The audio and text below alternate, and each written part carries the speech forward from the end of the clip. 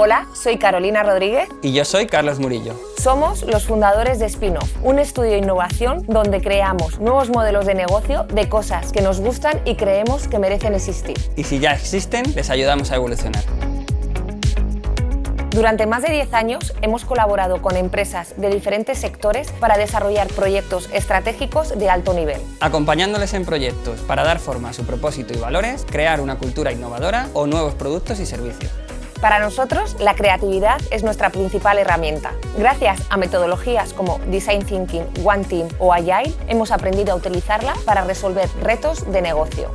Lo principal para poder emprender es escuchar al mundo y a las personas, captar sus necesidades reales e involucrarles en el proceso de creación de tu idea. En este curso de Doméstica aprenderás técnicas de innovación para emprender. Como trabajo final vas a elaborar tu propio Entrepreneur Book con las características y etapas de tu futuro proyecto.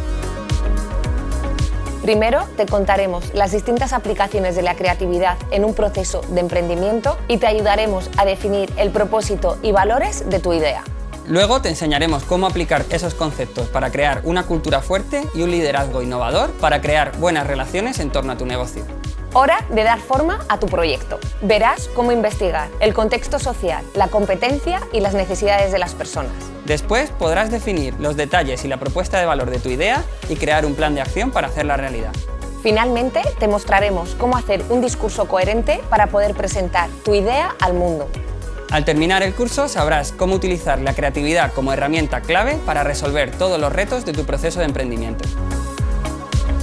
Este curso va dirigido a todos los que tienen una idea de negocio y quieren llevarla a cabo.